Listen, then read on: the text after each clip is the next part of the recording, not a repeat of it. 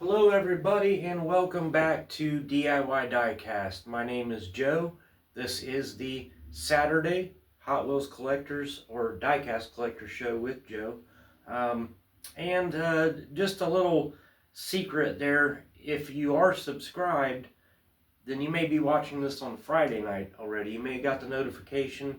Yes, I typically drop the Saturday Diecast Collector show with Joe on Saturday, but decided to drop it the night before. This is actually Friday night, so if you're subscribed, you got that notification, and you're watching this a little bit early, just another reason to subscribe if you're not subscribed.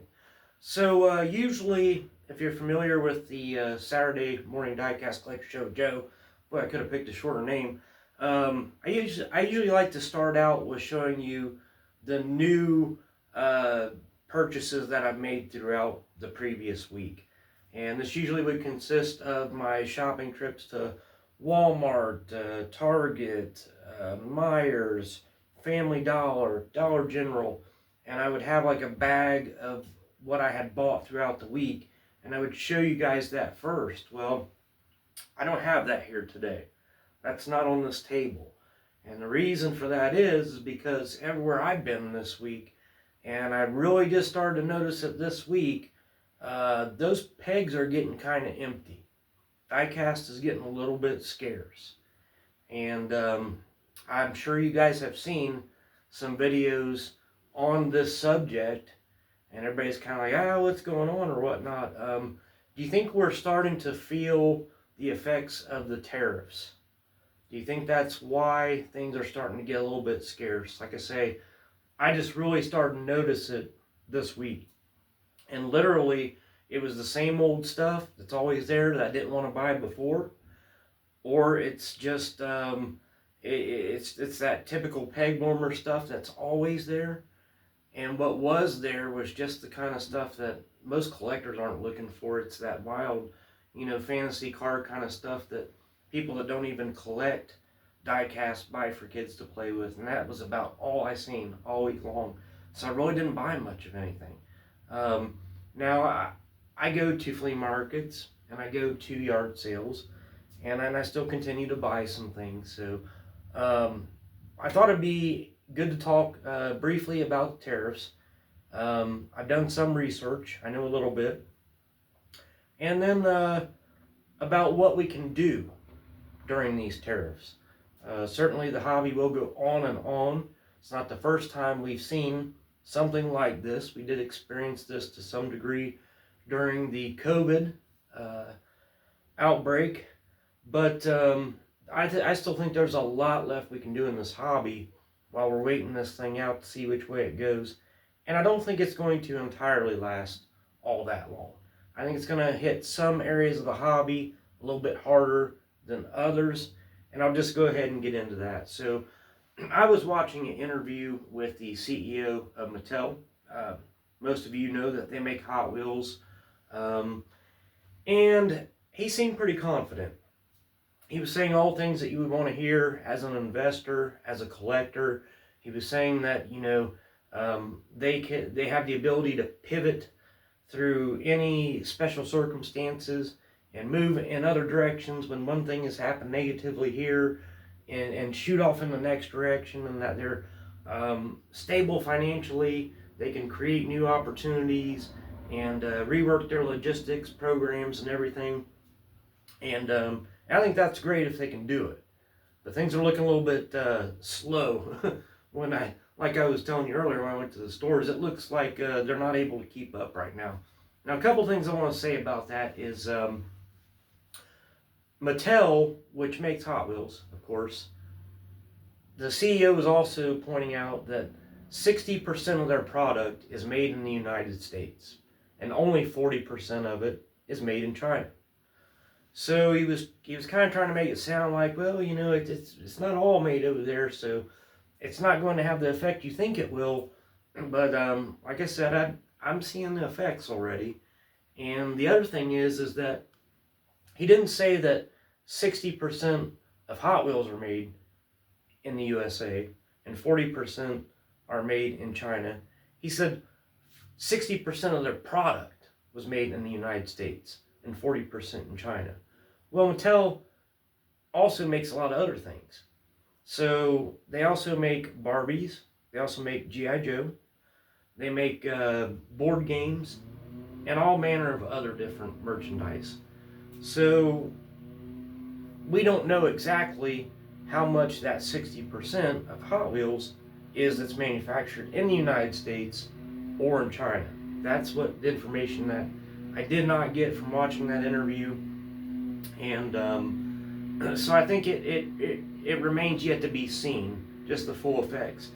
Now, I'd have to guess that some of the smaller companies are going to be hit much harder and much longer term. By smaller companies, I mean M2, Greenlight, Mini GT, for example. Much smaller companies. They don't have multiple lines of products like Mattel, so they rely solely on their diecast. And I believe a lot of that stuff is probably a lot closer to 100% made over there in China. We're probably going to see a lot less of that, a lot quicker. It's probably going to take it a lot longer to come back and really affect the prices on that stuff. Alright, so I guess that's all I have about the tariff situations. We're just going to have to wait it out, hope that things get better. But what can we do in the meantime? And that's what I have for you today. Laid out on the table here, this is the perfect time to work on your old school collecting game, alright?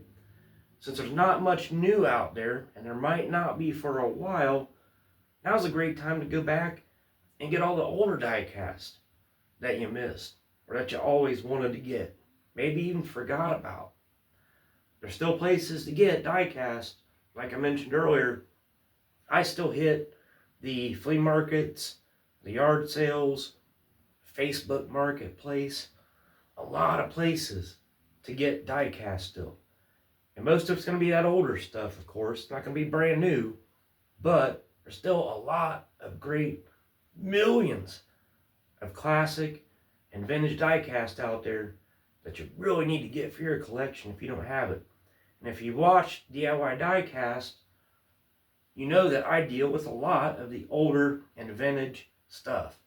And so today, I'm going to give you some examples of what we can be looking for while there's not a lot of that newer stuff out there due to the tariffs. Alright, I'm going to put you on pause, bring you up front and close and center, and show you the old vintage stuff that I have here on the table today. Hang tight. Alright, so I want to apologize ahead of time. I am definitely losing my voice for some reason, and but we'll get through it here. So here's everything that's on the table we're going to look at today. Give you a preview here real quick of everything that's here. You'll see there is some very vintage stuff here from Matchbox, Hot Wheels, and then there's this other stuff I want to get into. I know, don't grab the remote yet and turn the TV off. It is NASCAR, but it's not everything to do with NASCAR. It's still going to be very interesting. Alright, not to say that NASCAR is not interesting, okay? It's just that from every NASCAR video that I've ever shot, they don't get the views so much as regular diecast. And I'm guessing that's because there's not as much interest in it as there used to be. So I'm still going to do NASCAR diecast videos because I have a lot of it, and I think it's fun to do. But when I include it in my Saturday show or other special features, I'll make sure that the NASCAR that I do show, I'm showing for another reason too, that has some other level of interest. So this thing I want to point out, this is from 1991, still in the package. And this is the Racing Champions Roaring Racers Real Engine Sounds. Okay, now the quality of this car is just horrible. I mean, down to the lack of tampos that a race car would even normally have. They're just not there. The body casting is very poor quality. Very hard to even tell what kind of car that is. I mean, it's just horrible. Nonetheless, This has been in my collection. I think I might have bought this brand new when it first came out many years ago. I mean, we're talking 1991. That's, 35 years ago. Okay, so this car is still in the package after 35 years, and this is why I want to show this thing to you. See the front wheel? Push up on the wheel. Man, this thing's dirty. Watch this.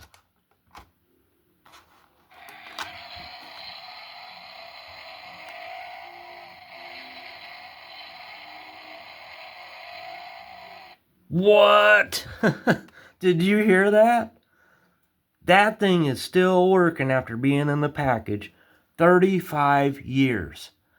I mean, now, they can't make a light bulb to last in your house for more than a couple of years. They can't make a battery that lasts in your car more than about 5 years. But the battery in this thing is still good after 35 years. Let's check that out again.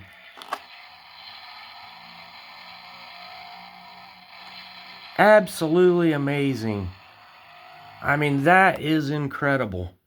35 years in the package, and that thing is still making the roaring racer sounds noise. If you have one of these, check it out. Let me know in the comments, does yours still work?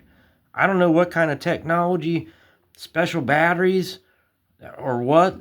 I don't know how this is possible. But it's amazing, and it's one of my favorite cars in my collection, despite the poor quality that it is, just because I just find that amazing that works still after 35 years. Absolutely incredible.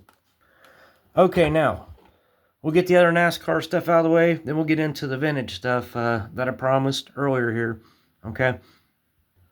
Alright, so right here, I've got 4 of these, okay? And I picked these up at a car show, actually. They had the swap meet portion of the car show, and there was a cardboard box full of diecast for $1. I got these. These were $1 each. There were 4 of them. I bought all 4 of them. I can remember very distinctly buying these at that car show. And that's another example of more places that you can find to buy diecast in these times where tariffs are causing such a shortage. Go to the car shows at the swap meets. Lots of great places to still find diecast. And yeah, it's NASCAR. It doesn't appeal to most collectors.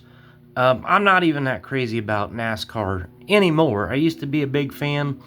I quit being a NASCAR fan and watching NASCAR when it got to the rule changes where the first person to cross the finish line wasn't necessarily the winner anymore. That's when I got up off the couch, turned the TV off, clocked out, never went back. It is what it is. Some people are still really into it, and the diecast collectibles, they've never been cheaper than before. When these first came out, these were premium Hot Wheels racing that were worth quite a bit of money. Now, I gotta tell you, I could stack these up in a pile on the kitchen floor, set them on fire, and it really wouldn't bother me that much. I mean, literally, as in terms of value, okay?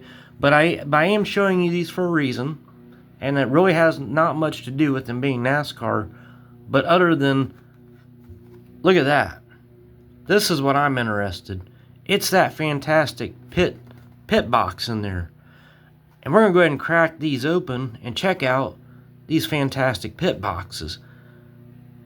Alright, here it is out of the package. That is diecast. That is a metal pit box. It's got the little handle that you can pull it with. These wheels do spin. It's attached to the card right now. But what this right here makes the whole thing worth buying, especially for $1. If you can pick that up for $1, you buy these all day long, in my opinion. That pit box is awesome. When you've got your drag racing diecast all set up on your drag strip for your drag racing or racetrack dioramas, or if you're into NASCAR and you have a NASCAR track diorama, you want these pit boxes as part of that diorama. They fit in your garage diorama scenes. There's a lot of great ways to display these fantastic pit boxes. And if you ever get the opportunity to pick them up for $1 a piece like I did, you just got to get them. That's an awesome little metal pit box there. Fantastic. And you can collect them and display them in a lot of different colors. Here's one from Bell South. Nice multicolor toolbox there. Got another one from Hendrick Motorsports. Fantastic little pit box. And another one from Prime Star. These would look absolutely fantastic in your Hot Wheels dioramas. Forget that the NASCAR's there. That's what you're after. Alright, now moving right along. So we got these times of tariffs when the diecast is getting a little bit scarce. It might be that way for a little bit. Now we're out working on our vintage game. Picking up those classic vintage cars throughout the years that maybe we missed for our collection. And here's just some examples of fantastic finds that would be out there that maybe you'd be looking for. Okay, this one would have been very popular just a few months ago when Mattel was in negotiations with Ferrari and it was going kind of rocky. All the Ferrari diecast models were going through the roof in value. I kid you not, I seen this exact one on eBay selling for $250. Okay, now I don't want to say sold for $250, but somebody had one of these on eBay, this exact one. Blue card number 117, black wheels, classic Ferrari, $250. Did they ever sell it? I hope not, because you can pick this up for about $5 now that all that's over with. So don't pay crazy money for your diecast. I keep saying this in my videos. Everything is cyclical. It keeps going around in a circle. Stuff that is being sold for crazy money, it's going to come back around. It's going to go down. Don't do it. Okay? So, but what I have here as far as the Hot Wheels to show you is just 4 examples of the Black Walls cars. Okay? Now, the Black Walls cars were called Black Walls because the sidewalls on the tires were black. They did not have the red line. These were the Hot Wheels that they made after the red lines. And there is an example from 1990. Fairly newer Black Walls. That's late into the Black Walls production, but fantastic Ferrari there. Car number 117 Black Walls. Here's another one. This is the Hot Wheels Classics T-Bucket. And again, it's Black Walls car. You can tell by the wheels there. Very vintage, cool card there. This one sold from a Hill store for 96 cents. And what year is this one from? 1988. A little bit older yet, from the 80s and still in the package. These were $1 a piece. I'm kidding you not. They're out there. You got to hit these other places. Way more places to get interesting diecast that you don't have other than just the big box stores. Alright, and 2 more older examples here. 1984. This one's actually in really good shape. Card, it's pretty crisp and all still in this one. Beautiful black walls, white walls. Ford Mustang. It's a moving parts too. That hood opens up. I think I also have this in black with the white walls and a tan interior. Absolutely beautiful car. It came in a lot of different color variations. And that's another edition of the Black Walls. That one's from 1984. And another example, even more older, from 1977. Pretty pristine card on this one too. A little bit bent, a little wavy on that card there. But anyway, from 1977, that is the oldies but goodies Duesenberg. Fantastic. Alright, and I don't know if you heard that or not, but had the puppies going crazy in the background there. Alright, so moving right along here to the vintage Matchbox that I've selected here. And these are the super fast, all 3 of them. Here is the Corvette Grand Sport. and that is the Widow. Check out the spider on the Widow. A lot bigger, clunkier castings back in the old days for Matchbox. This is really a heavy car. Fantastic on the tracks, great rollers, and this one is from 1995. Still in the package there. If you're a Corvette collector, there's a great vintage Corvette for you. And here's another vintage Corvette for you. Vintage Corvette collectors. Super fast Corvette T-Top. And it's got the new look. So there was another one before this one apparently. And got some interesting Tampo decals on there. The super fast wheels. Car number 58. And this one is also from 1995. Very good. And last but not least, very, very cool, Mitsubishi Spider. New model for the year. It's also a 1995. Got the super fast wheels. And it's a beautiful metallic blue, but check out the interesting choice of the color interior. It's like a mint green. That's kind of an awful combination, but still a very interesting car. You'll note that this is also the same car as the 3000 GT or the Dodge Stealth Viper, kind of. Okay, it's a different car, but that's what it reminds me of, that body style right there. That original Mitsubishi Eclipse Spider, very much looking like the Stealth or the 3000 GT. Alright, so I hope what you've seen today gave you some ideas. I hope it was interesting. I hope it inspired you that even in these times of empty pegs and tariffs and all that, I hope it inspired you that there's still much to do out there while this is going on in the hobby. Still a lot of great diecast out there to collect and a lot of different places to still get diecast. So I wouldn't be too worried about it.